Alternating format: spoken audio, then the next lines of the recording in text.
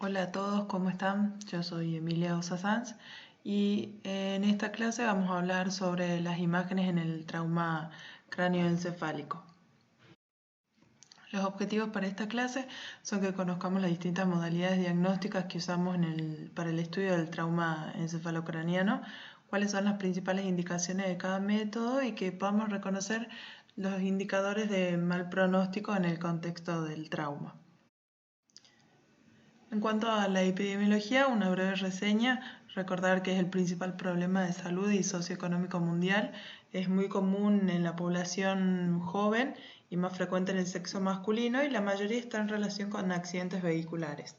Para evaluar estos pacientes lo vamos a hacer en base a esta escala de Glasgow, que seguramente ya la conocen, que va a calificar el nivel de conciencia, siendo 3 puntos el menor puntaje y 15 puntos un paciente normal sin deterioro. Y vamos a evaluar una respuesta motora, verbal y ocular. Pero sobre todo lo que tenemos que tener presente en lo que es el trauma cráneoencefálico, que es un proceso que es dinámico y que en general la progresión va a ocurrir entre las 6 y las 9 horas del trauma.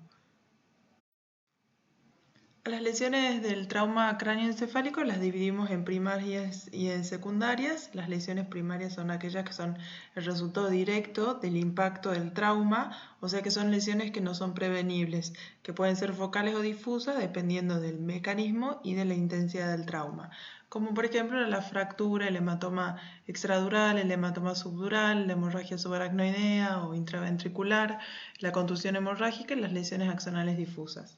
Y en cuanto a las lesiones secundarias, que son estas que tenemos acá, hay una cascada bioquímica compleja de eventos que van a exacerbar la injuria primaria del trauma y que eso va a resultar en diferentes condiciones como el edema cerebral difuso o las herniaciones o la injuria hipóxico-isquémica.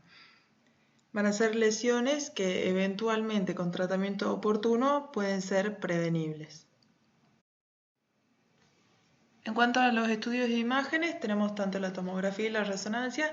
Tenemos que saber que la tomografía es casi siempre el estudio de elección inicial en todos los pacientes con trauma encefalocraniano, porque es un método disponible, rápido, que no tiene contraindicaciones, no es un estudio invasivo y determina casi en la enorme mayoría de las condiciones que amenacen la vida del paciente. Por lo tanto, es el estudio de elección en la etapa aguda del trauma.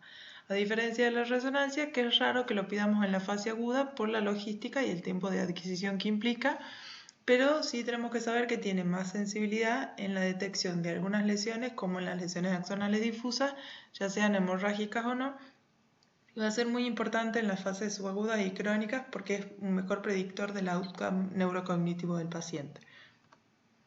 Entonces, hemos dicho que empezamos con la tomografía computada, pero ¿a quiénes le vamos a pedir una tomografía computada? Lo que tenemos que saber es que hay diferentes guías en la práctica clínica que se van a basar en criterios para ver a quién se pide o no la tomografía, ya que una tomografía innecesaria expone por un lado a radiaciones innecesarias y por otro generan también costos en salud. Entonces, antes que nada lo vamos a clasificar al TEC. ¿Se acuerdan la escala de Glasgow que habíamos visto? Lo clasificamos en un trauma leve, cuando tiene de 13 a 15 puntos, moderado cuando tiene de 9 a 12 puntos y un TEC grave cuando tiene menos de 8 puntos de la escala de Glasgow. Entonces, todo lo que sean los traumas moderados o graves, siempre se le hace un estudio de tomografía de cerebro urgente. Y en el caso de los TEC leve, que van a ser estos pacientes que tengan una escala de Glasgow de 13 a 15 y que hayan tenido pérdida de conocimiento, desorientación y amnesia, lo que dicen las guías, en esta en especial, lo que es la guía del Estado canadiense, es que tienen una alta sensibilidad para lo que son la detección de las lesiones que requieren una intervención neuroquirúrgica y lo que hacen es ofrecer una potencial disminución de esos estudios de tomografía innecesarios. Entonces, con estos pacientes que tienen la escala de 13 a 15, cuando se sume a alguno de estos criterios, el paciente en general tiene alto riesgo de requerir una intervención neurológica, como por ejemplo que tenga un deterioro de la escala de Glasgow de menos de 15 a las 2 horas de la injuria o que haya tenido cualquier signo de fractura de base de cráneo o más de 2 episodios de vómitos o que sea mayor de 65. Y en el caso de los que tienen el TEC leve y que presentan, por ejemplo, una amnesia después del impacto de más de 30 minutos, o que tengan un mecanismo, se le llama de alto riesgo, tienen un riesgo, se le llama moderado o mediano, para tener cualquier tipo de injuria en lo que es el estudio de resonancia. También hay otras escalas como la de Nueva Orleans, pero en general es un poco menos específica que esta que les estoy mostrando acá. Cuando examinamos estudios de los pacientes con trauma, de los hallazgos más frecuentes que vamos a ver van a ser los sangrados. Por eso es importante que conozcamos cómo se ve la sangre en tomografía y en resonancia. Vamos a tener diferentes estadios, un estadio hiperagudo, agudo, un subagudo temprano, un subagudo tardío y un estadio crónico que es más allá de los 28 días.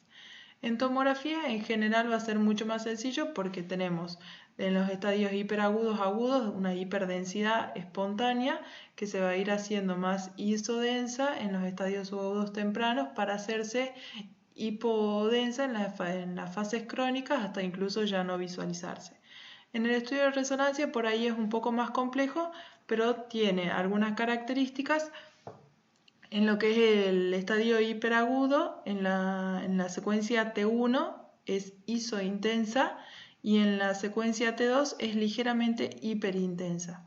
En lo que es la fase aguda, en la secuencia T1, el contenido ya ha pasado de ser oxihemoglobina a ser deoxihemoglobina. Y esta deoxihemoglobina se va a empezar a poner más hiperintensa. En realidad tiene una iso a hiperintensidad en el T1 y lo mismo en la secuencia T2. En la fase subaguda temprana, el estadio de la hemoglobina es la metahemoglobina intracelular, que la vamos a ver como una hiperintensidad en el T1 y una hipointensidad en el T2. En el subagudo tardío se hace todavía más hiperintensa en el T1 y bien hiperintensa también en la secuencia T2. Y en lo que es la fase crónica va a ser hipointensa en todas las secuencias. Acá, esta secuencia de acá es la secuencia de susceptibilidad que la vamos a usar mucho para ver lo que son el componente hemático, que en todas las secuencias se la va a ver como hipointensa. En algunas fases la podemos ver con un halo hipointenso nada más. Pero de acá también me interesa que se acuerden de dos cosas, que hay dos momentos de la evolución de lo que es el contenido hemático que lo podemos ver como restricción en difusión. Y esto es muy importante para que no se lo confunda ni con contenido piógeno ni que corresponde a un evento isquémico. Y uno de los momentos es en el estadio hiperagudo de oxihemoglobina y el otro momento que la sangre restringe es cuando es metahemoglobina extracelular en el estadio subagudo tardío. Este es un cuadro bastante fácil y práctico que está bueno tenerlo a mano, que habla de lo que es el comportamiento hemático tanto en tomografía como en las diferentes secuencias de resonancia y en la evolución en días y semanas. Así que yo les recomiendo que en general lo tengan cerca de este cuadrito. En cuanto a la fractura, habíamos dicho que correspondían a las lesiones primarias y podemos tener fracturas desplazadas y no desplazadas. La tomografía nos va a ofrecer mayor detalle en lo que son las fracturas complejas y la presencia de fractura o no se correlaciona con la severidad del trauma, aunque la incidencia de lo que es el hematoma intraparenquimatoso es un poco mayor en lo que es los pacientes que tienen una fractura asociada. Pero también tenemos que tener presente que 25% de lo que son las heridas fatales no tienen fractura, entonces no hay que confiarse. Acá tenemos diferentes ejemplos. Tenemos una reconstrucción con MIP y con Volume Rendering, donde podemos ver diferentes trazos de fractura, en este caso que va casi desde lo que es la escama del temporal hasta la escama del occipital. Esto es un volumen parcial. Y en este caso vemos también la fractura lineal que atraviesa toda la escama del temporal y se extiende incluso hasta lo que es el hueso del parietal. Estas son fracturas lineales no desplazadas que, como hemos dicho, tienen menor incidencia de injuria intracraneal. Y después, por otro lado, tenemos las fracturas deprimidas, como este paciente de acá, que en general estos pacientes, como el fragmento óseo se va hacia el interior del cráneo. En general están asociadas a contusiones y a desgarro de la dura. Y fíjense que también en este caso estaba asociada a un gran hematoma subgalial. En estos pacientes, en este caso de acá, lo que vamos a ver es una solución de continuidad que está comprometiendo lo que es el canal óptico. Y esto es importante, fíjense bien que se la ve acá en la reconstrucción coronal. Esto es muy importante porque por el canal óptico la estructura de gran interés que está pasando es el nervio óptico, por lo tanto el paciente, llegado el caso, puede sufrir, por ejemplo, ceguera, o como este paciente de acá que tiene una fractura lineal que compromete todo lo que es la celdilla mastoidea y los huesecillos del oído, puede llegar también a causar pérdida de la audición. En el caso de lo que son las celdillas etmoidales y también en lo que es la misma estructura del oído, podemos tener fístulas de líquido cefalorraquídeo, y así como también puede afectar el nervio óptico, puede afectar cualquier otro par craneal. En este caso también la fractura comprometía lo que era la pared lateral del seno esfenoidal y la punta del peñasco, como vemos acá. Aquí nos vamos a detener 2 minutos para hacer la diferencia de lo que es el cefalohematoma y el hematoma subgalial. Antes es importante que recordemos los diferentes planos. Tenemos la piel, el tejido celular subcutáneo, lo que es la galia aponeurótica, que entre la galia aponeurótica, que es esta bandita bien finita hipo intensa que vemos acá, y el periósteo, que es esta más gruesa que vemos acá, bien hipo intensa. En el medio queda un espacio de tejido areolar. Después de este periósteo viene lo que es el cráneo y de vuelta tenemos periósteo, esta banda que vemos acá también hipointensa. Después le sigue la dura y el contenido encefálico. Entonces, ¿cuál es la diferencia entre el hematoma subgalial y el cefalohematoma? El cefalohematoma en realidad es un hematoma que es subperióstico, está localizado entre lo que es la tabla del cráneo y el periósteo.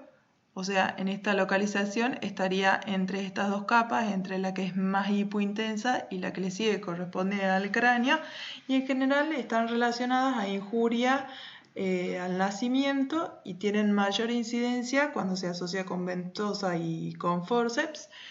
Como podemos ver en el esquema de acá, el cefalohematoma no va a cruzar las suturas porque está contenida por el periósteo, a diferencia del hematoma subgalial, que como está entre el periósteo y la galia aponeurótica, como les había mostrado, este hematoma sí puede cruzar suturas e incluso puede llegar a cubrir toda la circunferencia.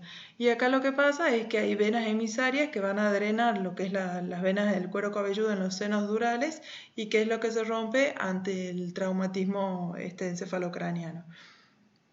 Y al ser superficiales al periósteo pueden cruzar las suturas. Aquí tenemos 2 ejemplos de lo que es el hematoma subgalial relacionado con el trauma, y podemos ver el plano de la piel, después el tejido celular subcutáneo, que como es grasa en tomografía lo vemos bien hipodenso, y después podemos ver toda esta colección de acá que corresponde al hematoma subgalial, que si prestamos atención acá tenemos cráneo, no lo vemos a la diferencia del periósteo como en la resonancia, pero acá vemos esta bandita que correspondía a la galia aponeurótica. Entonces este hematoma está contenido entre la galia aponeurótica y el periósteo, y por eso es un hematoma subgalial. Y acá en la resonancia lo podemos ver con mayor detalle. Tenemos el plano de la piel, después el tejido celular subcutáneo, lo que vemos en más blanco, esta banda negra de acá, la galia aponeurótica, el hematoma subgalial, y esta banda bien hipointensa que corresponde con el periósteo. En cuanto al hematoma epidural, en general se dan en el sitio de impacto y tiene localización ya intracraneal. Si bien es extraparenquimatosa, pero ya entramos dentro de lo que sería la bóveda craneana. ¿Bien? Entonces, estos se localizan entre lo que es el periósteo y la dura madre. En este esquema de acá podemos ver lo que es el periósteo, lo que está en rosa es la dura madre, y ahí estaría contenido el hematoma epidural. Es importante saber que estos hematomas no cruzan las suturas. Acá estaría la sutura, fíjense que no se extiende más allá. Son hematomas que son bien definidos, que en general se los describe como esa forma de lente biconvexa, extraxiales como ya hemos dicho, y la fijación que hace de la dura a la calota es lo que le da esa forma característica. Son más comunes en la región temporal y parietal, sobre todo en los adultos jóvenes que van a ser los más afectados, a diferencia de los niños por la compliance ósea que tienen, y en las personas mayores es también un poco más raro porque la dura tiene una fijación más firme. Aquí tenemos un ejemplo de un hematoma epidural en el contexto de un trauma cráneoencefálico. Vemos esa forma de lente biconvexa. La hiperdensidad que tiene nos habla del estadio hiperagudo, agudo del trauma. La localización es extraxial. Acá tenemos otro ejemplo de un paciente con un hematoma epidural en fosa craneal media. Vemos el hematoma extraxial con la forma de lente biconvexa. Este era un control a los 8 días. Fíjense cómo se lo ve bien en las reconstrucciones sagitales y coronales. En el coronal pierde un poco la forma de lente biconvexa, pero lo vemos bien delimitado en lo que es el axial. Y a los 10 días vemos cómo va disminuyendo la densidad de ese hematoma por lo que va degradándose la hemoglobina hasta verse casi hipodensa. Fíjense cómo acá ha aumentado de volumen y le da bien la forma característica esa de lente biconvexa. También recordemos que en general estos hematomas epidurales están asociados a fractura, o sea, hay que buscarla, y es por daño arterial, en general de la arteria meningia media, cuando tienen la localización esta temporal, como veíamos en el ejemplo. Aquí tenemos otros dos pacientes con hematomas epidurales. Recordemos que no cruzan las suturas, pero sí los sitios de fijación de la dura, o sea que pueden cruzar la línea media. Vemos esa forma de lente biconvexa, bien hiperdensa, que nos habló de un estadio bien agudo del hematoma epidural y asociado también a lo que es un hematoma subgaleal. Acá en este caso es pequeño y en este otro paciente el hematoma subgaleal era un poco más grande, pero de vuelta tenemos esa forma de lente biconvexa, bien delimitada. Y fíjense el efecto de masa que hace sobre los surcos subyacentes. Acá podemos ver algunos espacios subaracnoideos que en este caso por el efecto de masa que hace ese hematoma están totalmente borrados. Todavía vemos como un poco de desplazamiento de la línea media, pero menor a los 3 milímetros podríamos decir. Otro caso particular de hematoma epidural es el que tiene origen venoso. Si bien habíamos dicho que lo más característico es que se asocia a daño arterial, en el caso de la arteria meningia media, también pueden tener origen venoso y es porque en el mecanismo del trauma hay ruptura de un seno venoso y en general son los que están asociados a fracturas del ala mayor del efenoide o en localización occipital o de la convexidad parietal adyacentes a lo que es el seno sagital superior. Fíjense cómo acá tenemos lo que es el seno sagital superior y acá todo este hematoma epidural de origen venoso.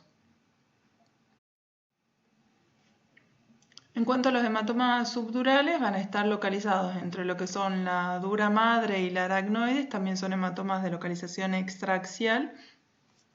Estos hematomas pueden cruzar las suturas, pero no los anclajes de la dura madre, a diferencia de los hematomas epidurales, y tienen un origen venoso que es por elongación y disrupción de estas venas corticales. Por lo tanto, los pacientes con atrofia cerebral difusa, como las personas mayores, van a ser más propensos a este mecanismo. Muchas veces estas personas mayores ni siquiera recuerdan este antecedente de trauma. Y en la etapa subaguda temprana, sobre todo, son de difícil visualización por las características que tienen en tomografía, que son isodensos. Por lo tanto vamos a buscar signos indirectos como el colapso de los espacios subaracnoideos o el efecto de masa de los surcos subyacentes. Aquí tenemos un paciente con hematomas subdurales bihemisféricos a predominio volumétrico del lado izquierdo. En este caso la visualización es un poco más difícil ya que es un hematoma heterogéneo que tiene diferentes estadios donde predomina el estadio subagudo. Fíjense la isodensidad con respecto a la corteza, lo cual hace difícil la delimitación exacta de dónde está el hematoma, pero también tiene áreas que son más hipodensas y otras que son más hiperdensas, es decir, que es un hematoma en diferentes estadios, pero que tiene signos de resangrado, y a esto es a lo que hay que estar atento porque este hematoma potencialmente puede seguir creciendo.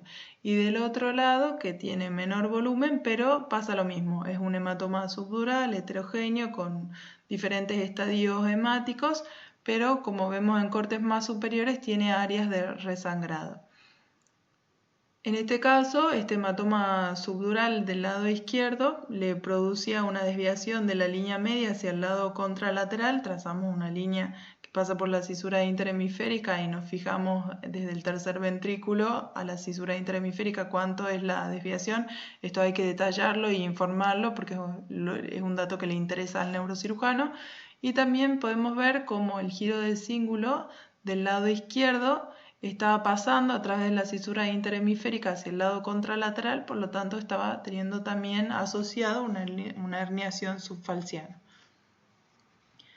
Otra cosa que nos puede ayudar cuando tengamos estos hematomas subdurales en estadio subagudo es que podemos ver todo lo que es el efecto de masa y el colapso de los espacios subaracnoideos que genera este hematoma subdural.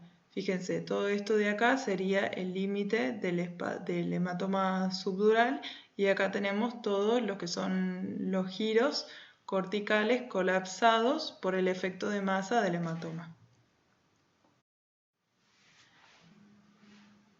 En estos otros dos pacientes correspondían a hematomas subdurales crónicos, pero que en este caso había resangrado, y esto es algo que podemos visualizar con frecuencia incluso, que hacen este efecto como hematocrito, donde tenemos en la parte más arriba lo que serían los productos hemáticos más crónicos, y en la parte más declive todo lo que son los productos hemáticos de reciente aparición. Por eso también la densidad y todo lo que es el efecto de masa sobre los surcos subyacentes y casi el colapso de los espacios subaracnoideos. Fíjense de bien que se los veía los espacios subaracnoideos, acá en negro por el líquido cefalorraquídeo, en lo que era el hemisferio izquierdo, a diferencia del derecho, donde están totalmente borrados. También tenía desviación de la línea media hacia el lado contralateral por el efecto de masa. Y en este otro paciente, donde vemos este hematoma subdural crónico con algunos foquitos más densos, que eventualmente hubo un resangrado, pero que no se ven signos de sangrado activo en este momento.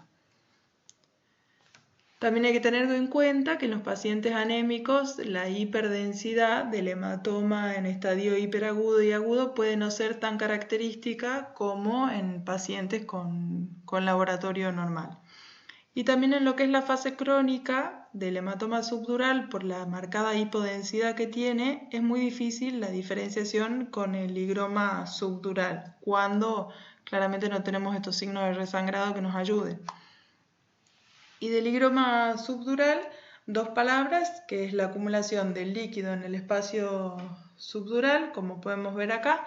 Ahí lo que se piensa, en realidad no se sabe claramente cuál es la patogénesis, pero se piensa que hay un desgarro de lo que es la aracnoide, y eso es lo que permite el pasaje del líquido cefalorraquídeo desde hacia lo que es el espacio entre la dura madre y la aracnoide, y por eso se hacen estas colecciones de líquido cefalorraquídeo, como podemos ver acá. En este caso eran colecciones bihemisféricas. También es importante notar que por ahí me pueden decir, ¿y cómo me doy cuenta que no es una profundización solamente de los espacios o atrofia o algo?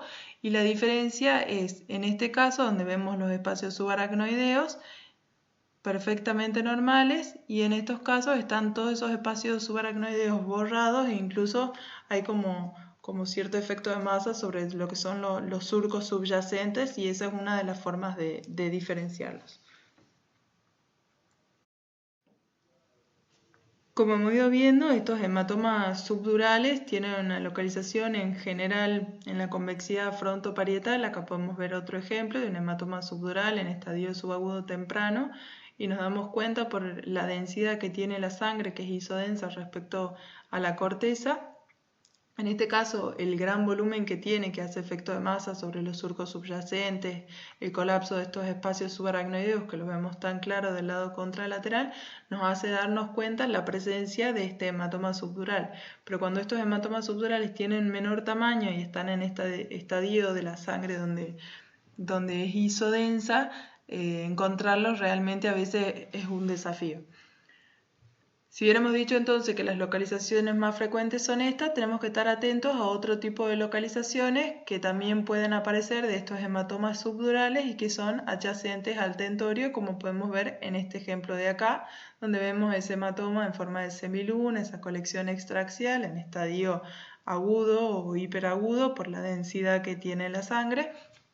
Este era un paciente con un TEC grave que había sido desplaquetado por el edema cerebral que tenía e incluso ya tenía algunas injurias hipóxicos isquémicas en todo lo que es fosa posterior, frontovasales y temporales. Otro ejemplo de hematoma subdural, pero por resonancia. Y acá se acuerdan que yo les había dicho que había dos momentos en donde el hematoma subdural podía restringir. Uno era en el estadio hiperagudo por la oxihemoglobina y otro era en el estadio de metahemoglobina extracelular, que era el de subagudo tardío. Fíjense, vemos esta colección bien definida en forma de semiluna, hiperintensa en la secuencia T2, en secuencias FLAIR y en secuencias T1, y que tenían restricción a la difusión. Fíjense en el DWI, la hiperintensidad que cae en el mapa de ADC, y en la secuencia de susceptibilidad, que la hipointensidad es más bien a predominio periférico con estos focos hipointensos. Esto es importante para no confundirlo con una colección abscedada. Incluso esta metahemoglobina extracelular puede, como está en el compartimento extraaxial, puede tardar un poco más de tiempo en degradarse y lo podemos ver durante más tiempo a este hallazgo. Y además de este hematoma subdural, también estaba asociado con el hematoma subgaleal adyacente.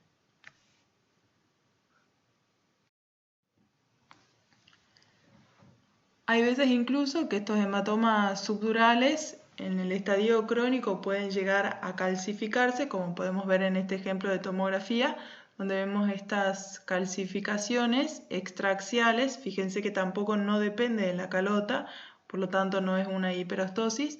Y si lo vemos bien en resonancia, podemos ver todo lo que es la calota, parte del periósteo interno, vemos la dura y que están todas estas formaciones acá hiperintensas, marcadamente hipointensas en la secuencia de susceptibilidad, que son importantes para la detección de calcio y de sangre, que no realzaban con contraste, pero la verdad es que lo que más nos ayuda en este estudio para diferenciar es la tomografía, y ahí llegamos a la conclusión de que son colecciones subdurales crónicas que incluso han llegado con el tiempo a calcificarse.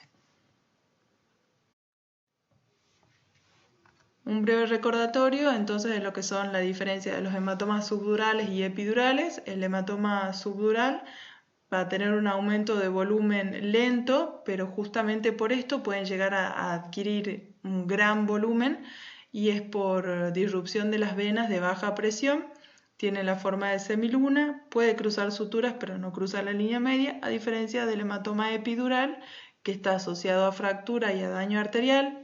Entre paréntesis hemos dicho que también podemos tener los de origen venoso.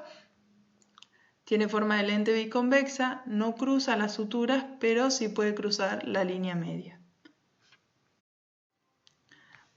Pasando ya a otra entidad, la hemorragia subaracnoidea, seguimos teniendo un tipo de sangrado que es extraaxial, pero en este caso está contenido entre el aracnoides y la pía madre.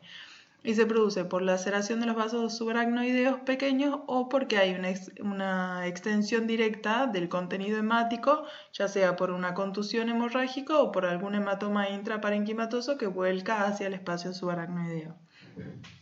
Van a tener una distribución periférica sobre los hemisferios cerebrales, como podemos ver en el esquema de acá. En rojo corresponde a la hemorragia subaracnoidea. Fíjense cómo va entrando por los surcos, y en general está asociado a un tipo de trauma moderado a severo. En la tomografía lo vamos a ver como imágenes lineales hiperdensas y en la resonancia sobre todo vamos a buscar la secuencia FLAIR porque es donde mejor lo vamos a ver como unas hiperintensidades también lineales que van dibujando los espacios subaracnoideos y es una secuencia que tiene bastante sensibilidad para la detección de este tipo de patología.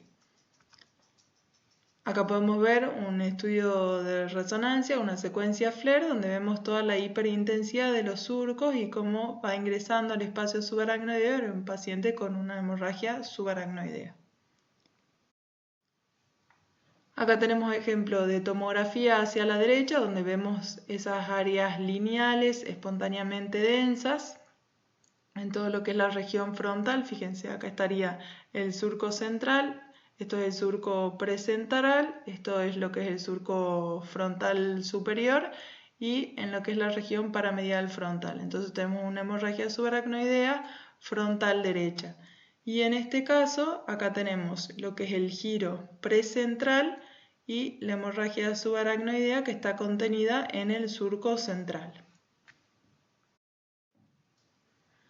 Otros ejemplos de hemorragias subaracnoideas, en este caso en la convexidad frontoparietal bihemisférica, fíjense, pero es a predominio claramente derecho, y además estaba asociado con un hematoma subdural, forma de semiluna que cruza la sutura frontoparietal y hace efecto de masa sobre los surcos subyacentes con ligero colapso de los espacios subaracnoideos.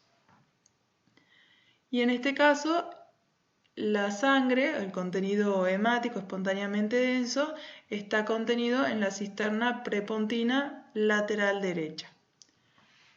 Por resonancia tenemos esta secuencia que ya hemos hablado algo, que es la secuencia de susceptibilidad. Este era el paciente que tenía los hematomas subdurales crónicos esocalcificados, por eso vemos toda esta hipointensidad acá grosera, bihemisférica, pero acá quiero que le presten atención a esto de acá, que es como va dibujando con estas líneas bien hipointensas marcadas toda la parte de los giros. Y este paciente eventualmente tuvo una hemorragia subaracnoidea y ese contenido hemático se ha ido depositando en la meninge y ha quedado esa hemosiderina sobre lo que son los giros corticales y a esto nosotros le llamamos una siderosis meningia. Fíjense que era bihemisférica pero a predominio derecho. Y otro tipo de sangrado extraaxial que podemos encontrar es la hemorragia intraventricular. La hemorragia intraventricular es básicamente el contenido hemático en el interior del sistema ventricular y que puede ser ya sea primario cuando predomina lo que es el contenido hemático en el interior del ventrículo y no tenemos casi otro signo de hematoma en el resto del parénquima o en regiones subdurales o epidurales. Y el origen secundario va a ser la hemorragia intraventricular que va a estar asociada, por ejemplo, a un hematoma intraparenquimatoso o una hemorragia subaracnoidea o un hematoma subdural que han volcado el contenido al interior del sistema ventricular. En este caso tenemos una resonancia en secuencia FLAIR donde vemos este contenido hiperintenso en el interior del sistema ventricular lateral izquierdo y en este caso una reconstrucción sagital de una tomografía computada donde vemos que queda dibujado casi prácticamente de forma anatómica lo que es el sistema ventricular. Tenemos ventrículos laterales, tercer ventrículo, el acueducto de Silvio y el cuarto ventrículo. Corresponde al techo y al piso del cuarto ventrículo. Todo el contenido hiperdenso hemático en el interior del sistema ventricular. El tema con el sangrado intraventricular es que eventualmente pueden producir una hidrocefalia obstructiva y el paciente lo puede referir como una cefalea muy intensa o incluso también puede tener signos de meningismo. Ya pasando a otra entidad que son las contusiones. Acá lo que vamos a visualizar es la región córtico-subcortical y cuanto más severa es el trauma, más profunda va a ser la extensión subcortical que tengan hacia el parénquima. Las contusiones pueden ser focales o multifocales y son más frecuentes en las regiones frontovasales y temporales, que es donde está la fosa craneal anterior y media, porque es donde van a ser el mecanismo del golpe contra las estructuras óseas. Del hematoma intraparenquimatoso y las contusiones hemorrágicas se dicen a veces que son como un espectro de lesiones porque van a depender del volumen que vayan adquiriendo, y del 25 al 45% de estas contusiones hemorrágicas van a aumentar de volumen en el tiempo, por lo que hay que prestarle especial interés. El 15% puede evolucionar con microhemorragias o hematomas en lugares que incluso previamente no había sangrado. Este es un ejemplo de una tomografía computada en un paciente con un TEC que a mí particularmente me parece muy interesante porque pone en manifiesto diferentes tipos de sangrado. Vamos a ir analizándolos por partes. Tenemos estas áreas hiperdensas, córtico-subcorticales, frontovasales a predominio del lado derecho, que estaban rodeados por estas áreas de edema perilesional. Incluso en algunos cortes podríamos decir que ya tenían suficiente volumen para considerarlas hematomas intraparenquimatosos, que se habían asociado con la presencia de volcado intraventricular secundario. Al volcado intraventricular lo vamos a ir a ver en las zonas declives de las astas posteriores de los ventrículos laterales, porque el paciente está acostado. Fíjense el nivel que hace del líquido cefalorraquídeo con el contenido hemático. También a veces los podemos ver en el interior del tercer ventrículo o del cuarto ventrículo. Además tenemos estas áreas lineales y hiperdensas en los espacios subaracnoideos bihemisféricos, a predominio también derecho, correspondiente con la hemorragia subaracnoidea, y si prestamos un poco más de atención vamos a ver que en la región parietal del lado izquierdo había una pequeña colección con forma de semiluna, una colección hemática subdural, y este sería un mecanismo de golpe contra golpe, en donde en general las zonas del golpe van a estar asociadas a desgarro de la dura, por eso tenemos la presencia de hematomas subdurales, y las zonas de contragolpe es donde el encéfalo se desplaza en sentido contrario y va a golpear contra las superficies óseas, que hemos dicho que la región frontovasal y temporal van a ser las más frecuentes, y por eso tenemos la presencia de estas contusiones hemorrágicas.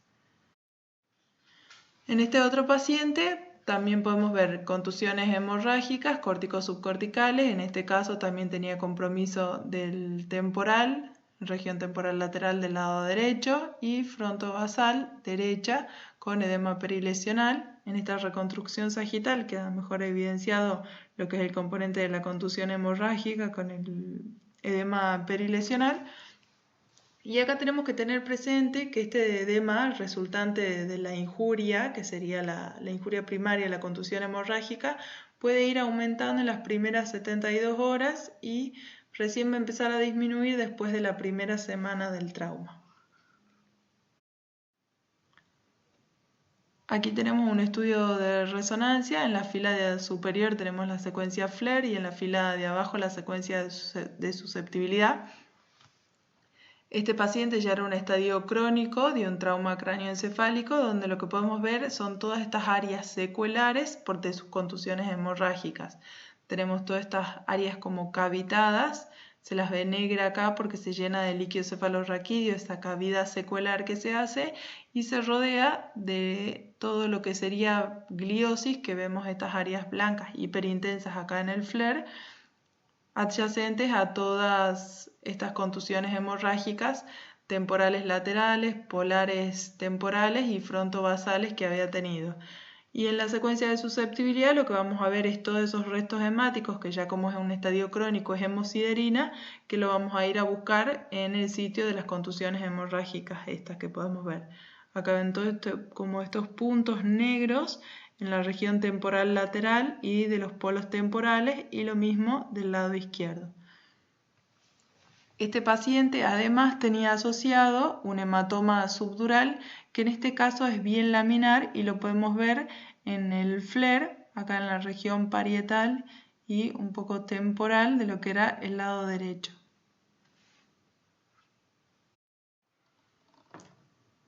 En cuanto a las contusiones corticales no hemorrágicas, van a ser sobreestimadas por tomografía, y acá es cuando la resonancia va a cobrar un papel clave para el estudio de estos pacientes. De las contusiones no hemorrágicas agudas pueden también tener una restricción en difusión por la necrosis celular que hay, y van a evolucionar en los estadios agudos, en los estadios crónicos hacia la gliosis, como en el paciente que habíamos visto anteriormente. Esta es una secuencia FLAIR volumétrica, por lo tanto esto van a ser reconstrucciones axiales y estos coronales, donde vamos a ver las múltiples áreas hiperintensas corticales bihemisféricas que eran en la región parieto-occipital, fronto-basal, tenía también compromiso temporal. Fíjense también cómo hay compromiso de la fosa posterior en el cerebelo y en región troncoencefálica. Y en la secuencia de difusión vemos toda esta hiperintensidad en el DWI que restringían incluso en el mapa de ADC, y en la región ganglio basal también teníamos cierto grado de hiperintensidad por una injuria hipóxico-isquémica secundaria. Acá podemos ver también que estaba asociado a un hematoma subdural y un hematoma subgaleal. Ya casi finalizando, vamos a ver lo que son las lesiones axonales difusas, que son lesiones o injurias indirectas que se producen por fuerzas de aceleración y desaceleración. Se dice que hay un cizallamiento del axón con pérdida neuronal y podemos tener múltiples lesiones que sean hemorrágicas o no. En el caso de que sean hemorrágicas la vamos a poder ver tomografía, pero si no, en el caso de las no hemorrágicas vamos a necesitar la resonancia magnética. Tenemos diferentes grados de acuerdo a las regiones que comprometen. En las tipo 1 afectan unión sustancia gris-blanca. En la tipo 2 además se asocia el compromiso del cuerpo calloso, y en el grado 3 ya tienen compromiso de la región dorsolateral del tronco. Clínicamente los pacientes van a tener un coma profundo sin un aumento significativo de la presión intracraneana. Muchas veces se dice que hay una disociación clínico-imagenológica porque el paciente está muy sintomático con esta clínica o en estadios de coma profundo, pero en la tomografía, por ahí, al ser no hemorrágicas, podemos incluso no ver las lesiones. Este es un caso de una tomografía computada en un paciente con una lesión axonal difusa. En este caso la lesión temporal tenía bastante volumen y era fácil de verla, pero si prestamos atención podemos ver que en realidad había otras múltiples lesiones espontáneamente hiperdensas en la unión sustancia gris y sustancia blanca de lo que es la región frontal del lado derecho. Tenemos otra imagen que podemos ver por acá. Y en la convexidad frontoparietal ponían de manifiesto también otras lesiones focales hiperintensas correspondiente con una lesión axonal difusa.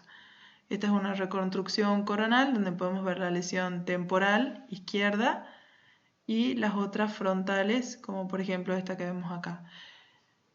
A este paciente se le realizó una resonancia y se pudo ver esta lesión temporal, que ya la veíamos muy bien por tomografía, pero además este paciente tenía lesiones que comprometían el tronco del encéfalo y que comprometían el cuerpo calloso, además de la que habíamos visualizado, que podemos ver que son muchas más de las que veíamos por tomografía, de estas lesiones focales en sustancia gris, sustancia blanca. Frontoparietales bilaterales, del lado izquierdo también teníamos otras, esta frontal que tampoco la veíamos en la tomografía, por lo que este paciente era una lesión axonal difusa grado 3. La mayoría de estas lesiones focales no la vamos a ver por tomografía y solamente nos va a servir la tomografía para lo que son las lesiones, como hemos dicho, hemorrágicas o que sean macroscópicas y agudas sobre todo, porque una vez que ya ha evolucionado hacia la cronicidad, como saben, la hemosiderina ya no la vamos a ver en la tomografía.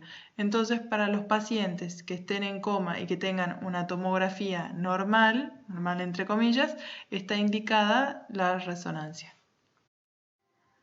Otro paciente que además de sus secuelas córtico-subcorticales, temporales, polares y laterales de los dos hemisferios, tenía además múltiples focos hipointensos en unión de la sustancia gris, sustancia blanca, bihemisféricos. Acá podemos ver todos estos focos hipointensos en la secuencia de susceptibilidad que incluso afectaban el cuerpo calloso. Acá vemos otros focos correspondiente con una lesión axonal difusa, entonces grado 2. Otro paciente en un estadio crónico de una lesión axonal difusa grado 3 dado por el compromiso troncoencefálico. Acá podemos ver en el pedúnculo cerebeloso medio del lado derecho, a nivel del mesencéfalo, fosa posterior, y todos los otros focos que afectaban sustancia gris, sustancia blanca, vía hemisférica, y sobre todo lo que era el esplenio del cuerpo calloso, como vemos acá. Además se asociaban con otras lesiones secuelares como una hipertrofia olivar y áreas secuelares cerebelosas. En cuanto a las complicaciones del trauma cráneoencefálico, vamos a mencionar algunas que tienen mucha importancia por la alta mortalidad que tienen.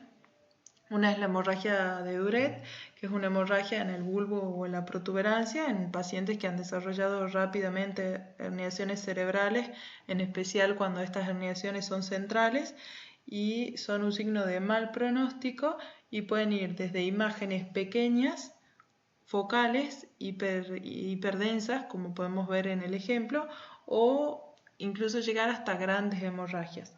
Y lo que pasa es que hay un aumento de la presión intracraneana, en este caso que estaba causado por este hematoma subdural de gran tamaño, que lo que condiciona es un descenso en el tronco e incluso en el lóbulo temporal, como podemos ver esta herniación del uncus del hipocampo a través del tentorio.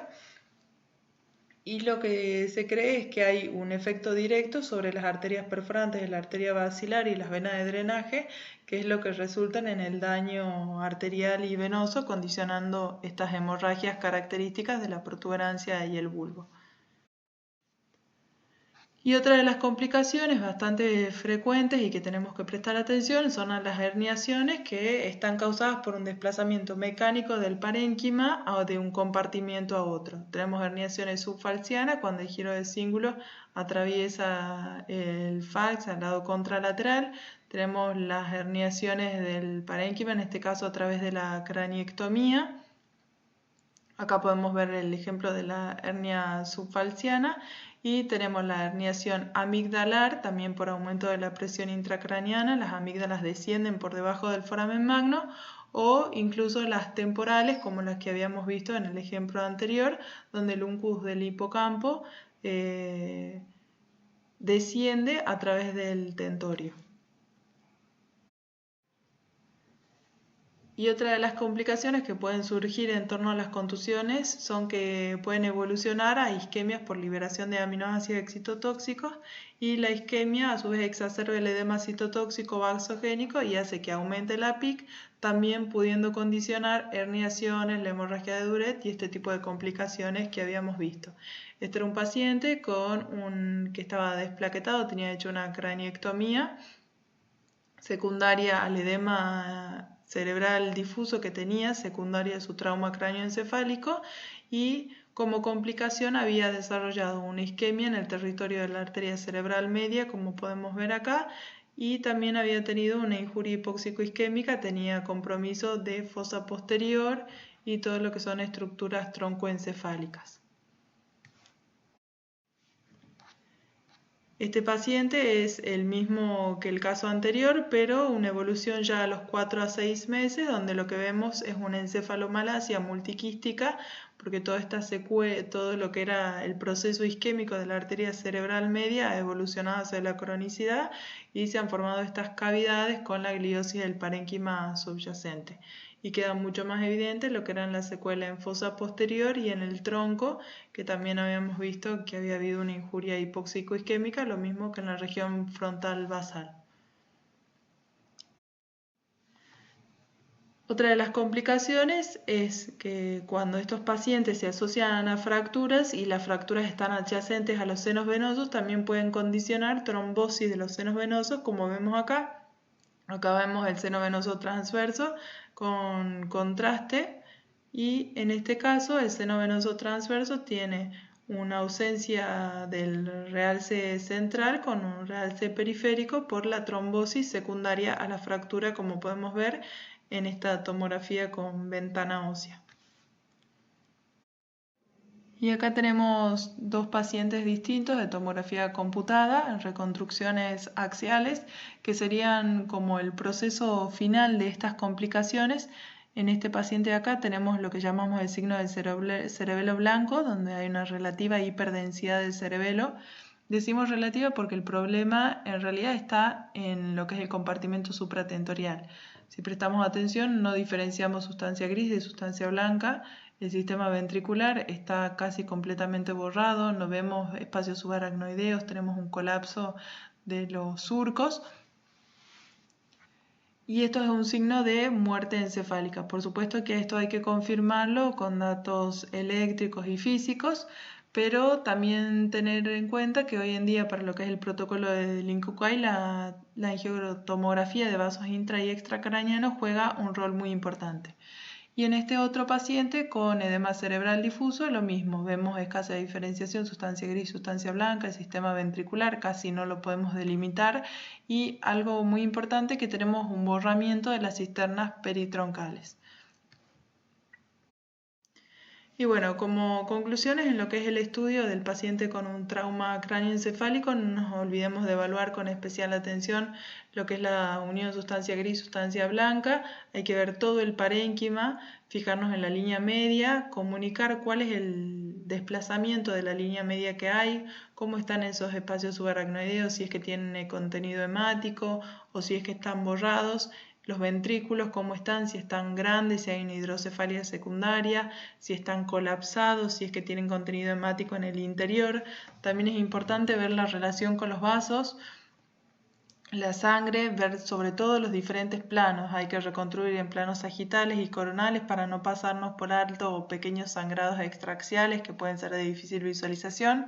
No se olviden de evaluar lo que son partes blandas en búsqueda de lo que es el hematoma subgaleal y la ventana ósea para buscar los signos de fractura, sobre todo cuando están en relación a estructuras óseas muy importantes, como habíamos visto, comprometiendo celdillas etmoidales o el canal óptico, o que puedan condicionar una morbilidad en el paciente.